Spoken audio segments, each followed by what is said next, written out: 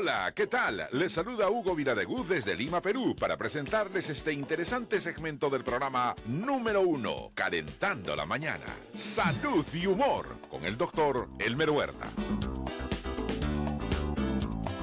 Mi querido doctor, qué placer saludarle. Buenos días, ¿qué tal su fin de semana? Mi querido profesor, buenos días también. Gusto de saludarlo. Buenos días a todos nuestros oyentes. Fin de semana tranquilo, futbolero, y descanso, escribiendo, leyendo, haciendo cosas tranquilas, profesor. Muy bien, doctor. ¿Y ya han autorizado nuevamente a la vacuna Johnson Johnson? Ya varios estados comenzaron a administrarlas desde el sábado. Efectivamente, tal como se había previsto, profesor, la frecuencia de estos efectos secundarios es mínima, es de una en 1 millón de personas, de tal modo que los beneficios de vacunar y de proteger a una enfermedad que por sí misma, COVID-19, profesor, causa muchísimos más coágulos que la propia vacuna, entonces hace de que, o hizo de que el CDC y la FDA digamos, en conjunción hagan este anuncio y ya tenemos una vacuna más. Pero con esto de la vacunación, profesor, fíjese que ya se está llegando a lo que se llama el pico de lo que en español llamamos la novelería. Y esta es una teoría muy importante que se llama la teoría de la adopción de innovaciones.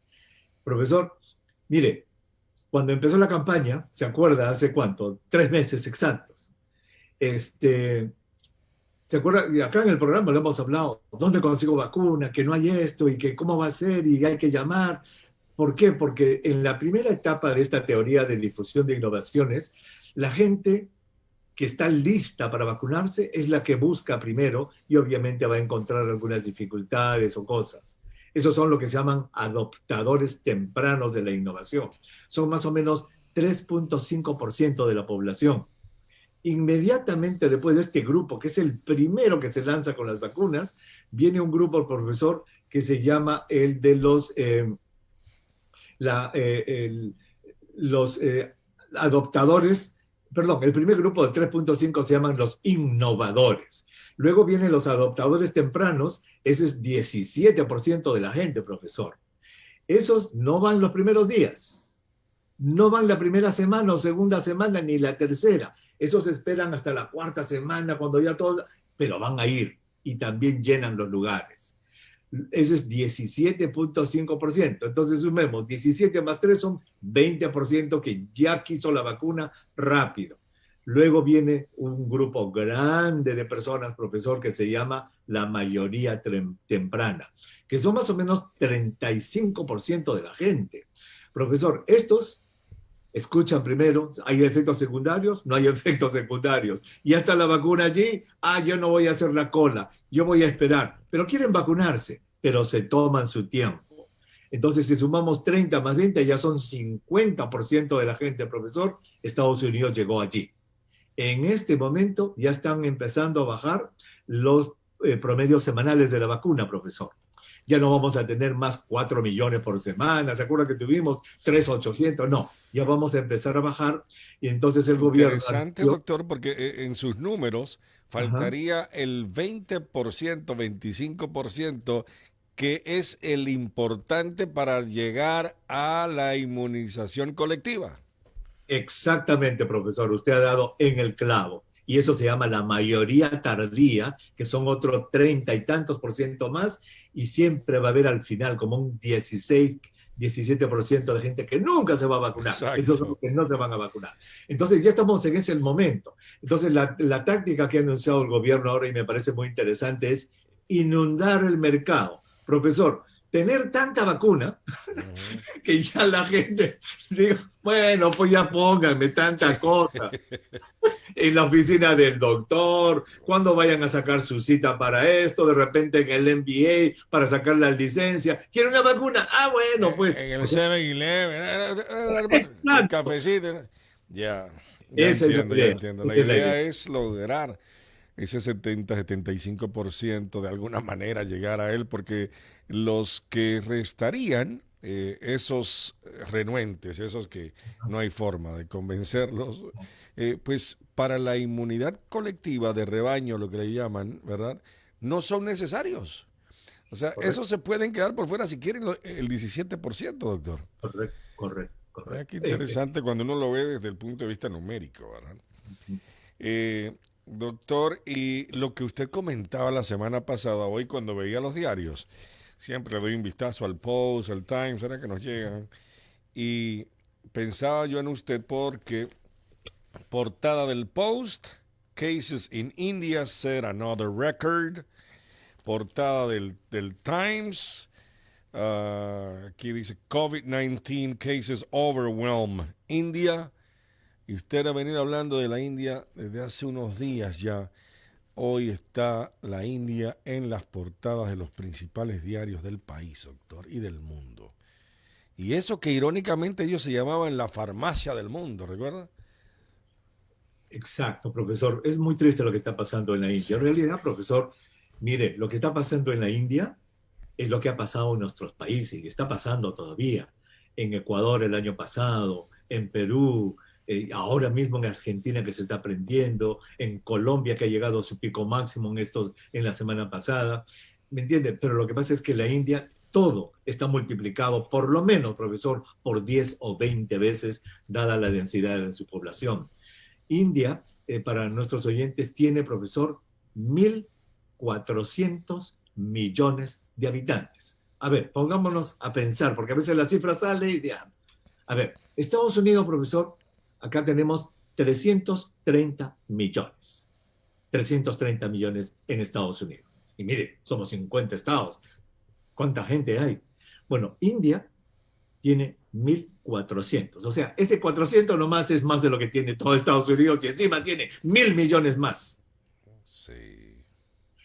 Ah, casi 4 veces la población de Estados Correcto. Unidos. Entonces, lo que sucede, y esta es una crítica muy grande al primer ministro a Montre, es de que él anunció en enero, profesor, que eso es lo que usted dice, que la India era la farmacia del mundo, Sí. que la India había logrado ya controlar la pandemia. Celebrando estaban. Claro, celebró y dijo, abrimos el país, que vayan a las escuelas, quienes quieran ir a las festividades religiosas, que vayan, estamos en la normalidad. Profesor, todo eso ha contribuido para que en este momento la India están, profesor, haciendo, ellos son el único pueblo que yo tengo, por lo menos en las noticias he visto, que todavía practica una una costumbre que es milenaria. ¿Cuál es? La de la pira funeraria. Yo me acuerdo, profesor, cuando era niño y leía ese libro maravilloso que se llama La Odisea, la Ilíada, perdón, la Ilíada, cuando peleaban los griegos contra los troyanos y morían, perdón, en la batalla, ahí describe Homero cómo se construía la pira funeraria. Traían madera, acomodaban, le ponían sales al cadáver, le hacían sus veneraciones, etcétera, lo ponían, prendían el fuego y quemaban el cadáver en la pira funeraria. Bueno, la India, profesor, está ya acabándose la madera para hacer piras funerarias. En todo lugar, profesor, están ardiendo los cuerpos y eso obviamente hace que no se cuenten bien, porque en una ciudad, por ejemplo, pequeña, dijeron las cifras oficiales que habían 10 muertos y los que hacían esto de las piras dijeron que habían quemado a 100. Doctor, sin lugar a dudas, el liderazgo de Estados Unidos pues se destaca, ¿verdad? A nivel mundial en cuanto a la vacunación, pero es que este país tiene más acceso, pues, a las vacunas y es otra perspectiva. O sea, la perspectiva del problema desde Estados Unidos es muy distinta a la que se proyecta desde Latinoamérica, por ejemplo, desde Sudamérica, doctor. Y hoy Kamala Harris, la vicepresidenta, me va a pronunciar un discurso ante la ONU virtual, por supuesto, ¿no? Para hablarle a los demás dignatarios mundiales sobre la importancia de estar preparados para la siguiente pandemia. Y muchos estarán diciendo, pero caramba, déjeme salir, tengo un problema pero enorme. No tengo vacunas, y la vicepresidenta de Estados Unidos me va a hablar a mí. Hay que prepararse para la siguiente, para la que viene. No sé cómo conciliar esos conceptos. Entiendo que uno debe estar preparado, pero están abrumados los gobernantes, doctor, de países subdesarrollados. Sí, tiene toda la razón, profesor. Yo creo que esto es más un llamado para las naciones adelantadas o desarrolladas, como se dice, para que más o menos que están controlando, se pongan de acuerdo en qué es lo que harían para la próxima, antes de salir de esta. Profesor, porque el problema también es que las vacunas en este momento no están llegando a todos los países y quizás eso es lo que van a discutir también en este foro, porque si no se llega a una buena distribución de vacunas ahora, entonces no se va a tener un control de la pandemia aquí. Exacto. Y en el futuro va a ser igual. Entonces, por ejemplo, ese es el gran error, entre comillas, de la humanidad que hemos cometido en esta pandemia, en que países como Estados Unidos, Israel, los países, Canadá, etcétera, tienen tantas vacunas que no le han dejado las vacunas a los países pobres. Y fíjese cómo se están formando las variantes en Brasil, en la India ya tienen sus 2 o 3 variantes y esas variantes van a llegar aquí y van a hacer obsoletas las vacunas. Entonces, es todo un círculo vicioso, profesor, que ojalá que se pueda remediar. Y no olvidemos que la mamá de la vicepresidenta Kamala Harris, ella es de la India.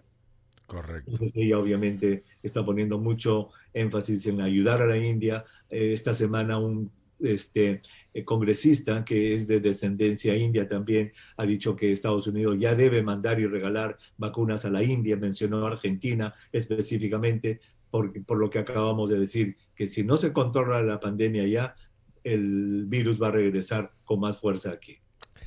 Doctor, muchas gracias por su tiempo. Le escucharemos a la 1 en el consultorio comunitario. Un abrazo. Sí, doctor. Muchas gracias. Hasta luego. Muy Chao. buen día. El doctor Elmer Huerta, aquí en Calentando la Mañana.